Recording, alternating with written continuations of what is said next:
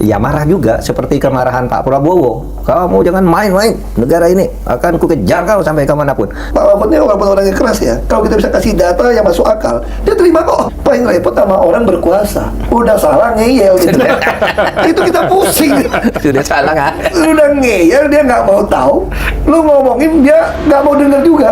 Terus dia bisa, lu mau apa? Tapi kalau kamu kekuasaan tidak ada, kamu punya mulut untuk bicara, untuk berteriak, meneriakkan kebenaran.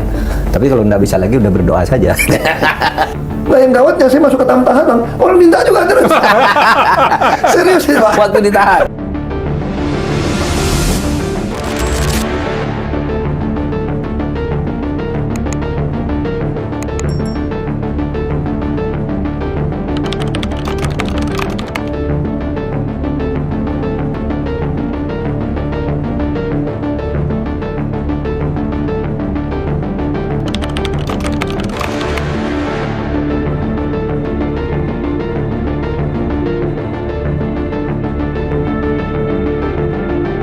Apa yang membuat orang seperti Pak Mahfud dan Pak Ahok itu lahir keberanian, sifat belak-belakan, terbuka, ngambil resiko apa? Nanti saya ke Pak Ahok juga, apa Pak?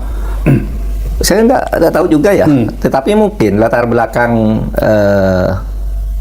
keluarga, kemudian masa kecil mungkin lingkungan masa kecil saya gitu. Memang pertama di sana orang-orang yang memang dididik untuk saling mengerti, saling merasa. Dan saya banyak melihat orang-orang miskin di desa-desa itu yang kemudian menimbulkan rasa empati ya, sampai saya besar gitu. Sehingga pikiran saya, kenapa ya negara yang begini kaya kok tidak dikelola dengan baik? Karena kalau dikelola dengan baik kan rakyat ini akan makmur lah, akan dapat bagian yang cukup banyak untuk tidak menderita. Sehingga apa yang sering dikatakan oleh Pak Prabowo itu, saya tidak rela kalau ada orang umur 70 tahun masih narik becak. Saya tidak rela orang masih cari makan di sampah-sampah, masih apa gitu. Nah, semestinya pemahaman seperti itu bisa di follow up di dalam ketata pemerintahan. Bisa di follow up ketata pemerintahan? Iya, agar yang seperti ini bisa selesai, gitu kan. Pengelolaan sumber daya ekonomi negara, terutama penegakan hukum, karena itu yang paling berpengaruh. Saya selalu mengatakan, kenapa kita ini secara ekonomi kayak begini? Ambruk sih enggak, tetapi tidak imbang kan? Tidak imbang.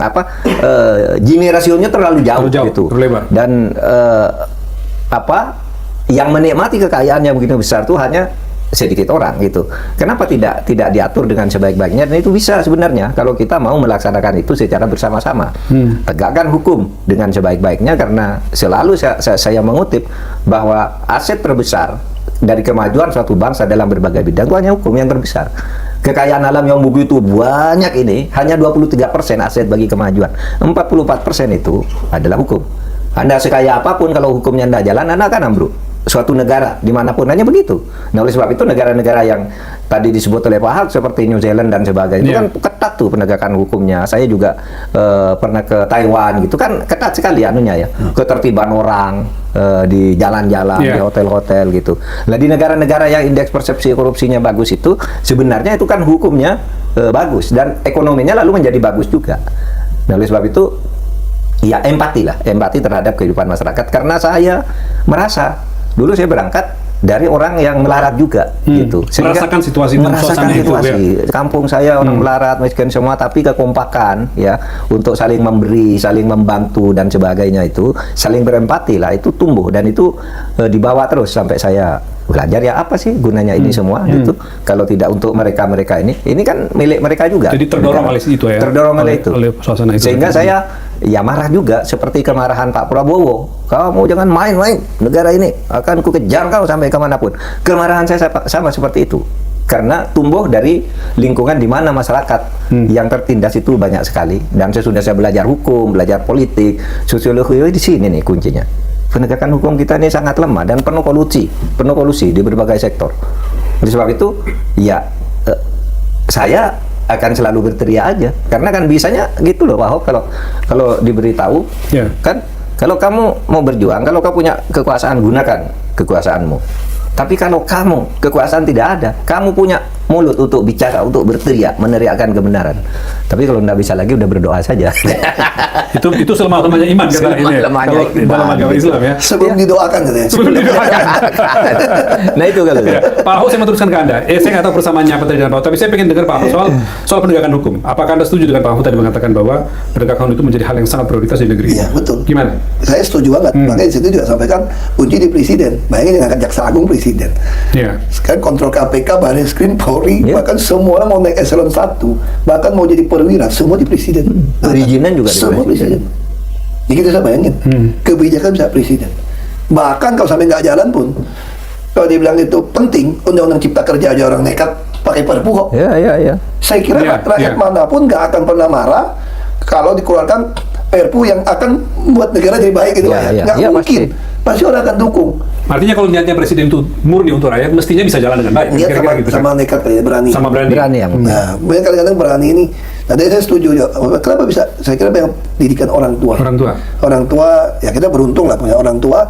Kalau saya memang dari kecil lahir udah pakai sepatu enak gitu Pak. Iya. Kita memang- Ya, tidak kita- bisa tidak masuk kategori yang seperti Pak masuk Mahfud kalau kategori, dari ya. sisi masa Tapi kecilnya saya Ahok. beruntung di Belitung orang miskin tuh butuh pertolongan pasti datang ke rumah bapak Ya. saya. Oke, jadi ada interaksi. Jadi tahu juga kan. Kan tempat saya 93% kan Melayu Muslim ya. Melayu Muslim. Jadi bapak saya itu sering bantu. Makanya bapak saya bilang, kita tuh nggak bisa bantu orang miskin gitu banyak. Ini bukan tugas kita, tugas pemerintah. Makanya bapak saya bilang, saya sekolahkan kamu harusnya tuh jadi pejabat untuk bisa Kesempatan besar menguasai membantu. bantu. Membantu Buat orang. kamu nggak bisa. Kita saya bilang, mana mungkin kita jadi pejabat, kita mau jadi konglomerat. Pikirannya gitu Pak. Pikirannya gitu, ya. Pikirannya kan, ini kan Tapi ketika Anda menjadi ini kan bukan istilahnya ikan mujair dimasukin ke air laut kan kita repot. Anda kan sempat merasakan posisi yang penting Pak Ahok ketika menjadi gubernur ya. Anda merasakan Makanya betul saya itu bisa lakukan itu. bisa betul-betul membantu orang, Oh, menertibkan segala macam. Dia orang Terasa tanya betul. sama saya, Hmm. kamu lebih enak mana? Sekarang apa dulu jadi gubernur? Saya bilang tergantung, enak buat siapa? Kalau enak buat pribadi, enakan sekarang saya bilang. Orang mau kasih saya apapun, saya boleh terima. Nggak ada gratifikasi. Toh. Ya. Naik pesawat private jet teman juga boleh. Semua nggak ada Nggak ada beban, gratifikasi. nggak ada beban. Ya. Tapi yang nggak enaknya apa sekarang saya bilang? Orang minta bantuan saya nggak punya dana taktis lagi bantu orang. Dulu bayangin ya kalau kita jadi pejabat. Pejabat. Rumah sakit kurang pasien, wah orang serasar gitu. Langsung saya panggil, bikinin tambah ruangan. Nggak bisa Pak, mau tender mau apa? Saya cari ketemu. Kenapa nggak desain and build? Nggak ada aturannya. Saya datangin Pak Kuntoro. Ya, Pak Kuntoro. Kan KP4. Ya, Karena Pak KP4. Kuntoro almarhum ini teman baik Ya. bapak saya. Kuntoro Mangku Subrata. Iya. Oh, oke. Pak Kun, ini nggak ada aturan gini-gini. Dia telepon Pak Agus Raharjo Pak. Depan saya nih, Gus, ini depan saya Basuki nih. Dia nggak tahu apa. Sebagai kepala ini ketua UKP4. UKP4. Itu bukan Pak Agus Raharjo-nya. Iya, dia LKPP. LKPP. KPP. Saya nggak mau tahu, bikinin buat Basuki. Dia maunya desain and build. Jadi provinsi pertama, jadi rumah sakit sama isi dulu bisa 4 tahun baru beres konsultan. Dengan cara desain and build, di bawah 2 tahun langsung bisa masuk orang Pak. Gitu. Saya langsung bangun di Pasar Minggu, bangun di Koja, Taman, bisa 1000 bed tuh. Parakan. Nah itu enak. Terus apa lagi grup? Orang lapor sama saya, Pak ini ada orang gerobak Pak. Orang sakit di gerobak. Waduh. Kirim saya. Iya, Saya sakit ketemu di orang. gerobak. Saya langsung kirim ke grup kesehatan. Langsung siap. Terus langsung laporan, mohon maaf Pak, KTP-nya bukan Jakarta. Gua nggak mau tahu KTP Jakarta aja, ada kurang ajar. Ini orang bantu, oh ya. Wah langsung bantu. Terus gak ketolong meninggal. Meninggal gimana nih Pak? Lu punya ambulan, lu punya mobil jenazah, kenapa nggak antar pulang ke Jawa? Nggak usah bayar. Ah, itu enaknya. Iya, bisa membantu orang. Bisa langsung membantu Ada ya. Terus kuasa saya untuk punya membantu orang. bantuan itu ya. Saya tiap bulan itu uang operasional itu bisa habis 1 miliar lebih itu habis untuk tebus ijazah. Jadi banyak orang susah, udah lulus nggak bawa ijazah asli, utang 3-4 juta. Lalu dia mau kerja mau ngelamar susah. Itu laporan saya bayarin. Nah yang gawatnya saya masuk ke tahanan, orang minta juga ada. Serius ya Pak. Waktu ditahan. Kan orang tahunya saya kan. Sampai hari ini Pak, Bapak kalau periksa HP saya Pak, pasti ada minta bantuan Pak. Jadi sampai sekarang saya masih ada pegawai yang akan pergi ngecek, bener nggak? Begitu tadi ada yang ngadu lagi, nggak bisa bayar kos. Waduh. Janda dia kerja mengangkut gojek, motor nggak cukup, motor rusak, dicek betul, nggak bisa bayar. Ngadunya ke mantan gubernur lah ya. Itu saya kadang-kadang saya protes tau nggak? Kalian di pejabat tuh kerjanya apa sih? Kenapa nggak kasih satu nomor supaya DPD jangan cuma ngurus konstituen gitu loh? Ya, Iya. Nah terus kalau di Jakarta ada IMA kan, dia sekarang untuk Jakarta kalau ada ijazah nyangkut saya udah nggak pernah keluar duit.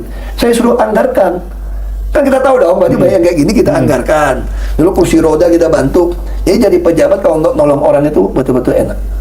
Bukan duit kita. Iya. Saya pernah dikatain dari Dan itu kenikmatan loh Pak Ahoy sudah membantu sekian banyak saya orang. pernah untung 150.000 US dollar pabriknya sebulan gitu ya. Zaman itu senangnya kalah dengan senang bisa nolong orang. Nolong Iya. orang. Misalnya kita ketemu orang butuh bantuan, suruh bantuin langsung. Yang secara Mau pribadi, rumah susun. secara pribadi Anda nggak dapat apa-apa dari situ ya? Makanya saya bilang senangnya itu mengalahkan waktu kita untung 150.000 US Iya, dollar. iya. Itu yang saya bilang. Ada senangnya yang Iya. nggak bisa kita betul senang gitu loh. Makanya itu ada nenek-nenek gitu saudara ngomong gini, lu miskin lu jadi pejabat, nggak mau korupsi gaji kecil. Terus aku bilang, aku pasti lebih kaya. Nah yang mana lu lebih kaya? Nggak mau korupsi. Karena aku bantu orang miskin nggak pakai duit gua lagi. Dan bukan cuma nggak pakai duit gua bilang, saya kemana-mana dibayarin. Tiba-tiba rumah saya listrik dibayarin, bensin saya dibayarin, untuk Iya. survei dibayarin. Membantu banyak orang tapi duit nggak keluar kira-kira. Dan gitu. dapat duit, Dapat duit. 10 kali dari PB1 masuk. Pak Mahfud, jadi penting memang memiliki kuasa itu. Untuk apa tuh? Tapi ini dulu, seneng kalau bisa membantu orang, Bisa itu membantu penting. Jadi kalau kita tuh merasa senang kalau misalnya bisa menyenangkan orang lain, bisa membuat orang tersenyum, bisa Iya. membuat orang biar tuh senang sekali, kita bahagia. Tapi juga harus marah kalau ada orang sewenang-wenang kepada orang lain, suka mengambil hak-hak orang lain, berlaku tidak adil. Kita harus marah, tapi juga harus senang kalau ada Orang yang tertolong. ada peluang kita membantu Membantu orang. orang. Dalam situasi apa? Bisa uang, bisa kasus, bisa apa. Kalau orang yang tertindas itu harus kita bela. Nah itulah sebenarnya tugas kemanusiaan kita. Keadilan dan keberadaban itu di situ sebenarnya. Kalau kita merdeka itu untuk apa? Agar kita bisa membangun peri keadilan dan keadaban, ya. Nah itu yang harus menjiwai kita. Nah kalau persoalan kita bisa membantu orang kalau kita itu punya kekuasaannya, memang begitu. Coba Anda punya apapun gitu ya yang Anda inginkan, tetapi ada juga mungkin kemampuan atau berpikir untuk meratakan pendapatan atau kekayaan alam. Kalau Anda ada punya kekuasaan, Anda bisa, ya kan? Bisa dengan selembar surat, dengan nelpon seseorang seperti Pak Ahok itu, tolong itu kan bisa karena Iya, punya kekuasaan. karena punya kuasa. Coba kalau nggak punya kekuasaan, siapa lo kok nyuruh Iya, jadi iya, itu kan? iya, iya. Karena ini kan gampang dengan memo kecil saja, tolong tuh ada orang sakit di situ, tolong dibantu. Itu ada orang nggak bisa makan, tolong dibantu gitu. Nah itu kekuasaan. Itu sebabnya kalau ini bulan puasa ya, Iya. ini bulan puasa. Kalau di dalam agama itu diajarkan kan gitu, diajarkan apa? Melaksanakan kebaikan agama itu adalah saudara kembar dengan punya kekuasaan. Anda mau melaksanakan ajaran agama yang bagus bagi kemanusiaan untuk nolong orang, itu tidak akan tidak akan bisa berjalan baik kalau tidak dituntun oleh moral agama. Tapi kalau Anda punya moral agama kok tidak ada kekuasaan, juga tidak ada gunanya. Oleh sebab itu berbuat baik menggunakan kekuasaan, melaksanakan perintah-perintah kebaikan agama atau ajaran leluhur kita yang mulia itu dua hal yang tidak bisa dipisahkan gitu. Yeah. Dan saya juga tahu Pak Mahfud ini walaupun orangnya keras ya, kalau kita bisa kasih data yang masuk akal, dia terima kok. Ya, iya pasti. Iya. Nah ini namanya orang yang memang terdidik dan profesional gitu loh. Iya. Ini data gitu loh. Iya. Nah Ganjar juga orangnya begitu. Paling repot sama orang berkuasa, udah salah ngeyel gitu. Itu kita pusing. Sudah salah kan? Udah ngeyel, dia nggak mau tahu. Lu ngomongin dia nggak mau dengar juga. Terus dia bisa, lu mau apa? Wah ini yang gawat gitu loh. Kan kita nggak bisa lihat kan karakter orang, nggak bisa kita lihat itu. Tapi persoalannya kan pikiran seperti ini ada di pembentukan Danantara ya. Sebenarnya udah ada INA. Masalahnya di Dia mana? udah ada INA. Ya sebelumnya udah ada INA tapi ya. Saya bukan mau kritik Danantara Pak ya. Kan Nggak apa-apa, kritik juga nggak apa-apa. Kritik boleh loh, kritik boleh loh. Ya, Nggak apa-apa. katanya kritik juga dianggap musuh Ham. susah gitu nih. Aduh. Iya, gimana, Kita gimana? udah pernah kuliah, udah cukup lah. Kuliah 2 tahun udah cukup ini. Kuliah. Kan kita udah punya INA pertama, idenya. Indonesia Sovereign Fund. Ya. Iya. Itu udah benar. Bahkan saya usul sama Pak Jokowi waktu itu. Katanya itu buku putih begitu. Kalau menurut saya Pak, nggak ada Menteri BUMN lagi Pak. Bubarin Pak. Buat saya negara ini nggak perlu ada BUMN juga. Saya berkuasa kok. Bisa contoh kayak Freeport. Ngapain saya keluarin duit, minjam duit, sampai mau beli saham 51%. 51%. Tahu nggak artinya kalau saya punya saham 51%? Kerusakan lingkungan Anda yang Anda pakai puluhan tahun, sekarang saya ikut udah beli dari Anda, saya ikut tanggung jawab 51%. Pindah ke Anda gitu ya. Kewajiban Pindah ke Anda membangun smelter, saya ikutan sekarang. Ya, Kalau ya. saya nggak mau. Nggak usah repot. Saya sih nggak mau bagi untung. Saya maunya cara kampung saya dulu. Nikel lu angkat, emas lu angkat, tembaga lu angkat, Ambil 20% buat bayar rakyat saya. gitu ya, iya. Saya juga akan bayar royalti. Saya duduk anteng-anteng aja. Itu yang saya maksud. Tuh kalau ada dana-dana sampai sekarang ngambil duit konglomerat itu banyak. Terus buat main saham. Kawat dong, kita mesti produk sesuatu dong. Itu juga sebenarnya kayak koperasi gitu kan. Kan kalau mau beneran, kenapa nggak mau semua yang disita, sawit-sawit tambang yang disita semua orang kerjain, berlaku hukum tadi itu. Ini punya koperasi desa. Setiap penduduk adalah anggota koperasi, dapat dividen. Kaya negara ini, kalau rakyat kaya, buka toko apapun laku, Pak. Kan Iya, itu iya. hukum ekonomi kan. Iya, iya. Nah jadi, ya itu faktanya begitulah. Iya, Menurut iya. saya Danantara itu buktinya apa? Bukan saya yang ngomong lah. Kalau Danantara berhasil bagus dan dari ini semua, rating kita, peringkat kita turun nggak? Jadi nggak usah berdebat nih, nggak usah main jago kandang. Kalau kan, itu orang mereka nggak jahat, loh. Iya, Kan iya. namanya perusahaan investasi. Dia harus sampaikan kepada investor kan, negara ini hati-hati loh, Iya. negara ini hati-hati. Ini bisa ke negatif, bisa apa? Diperingatkan sebelumnya, iya. Bahwa Itu artinya apa? Iya. Berarti kita nggak lakukan PR yang Dilakukan, Iya, ya, disarankan dilakukan. kemudian. Iya. Makanya Sebenarnya- peringkatnya pada turun, Pak.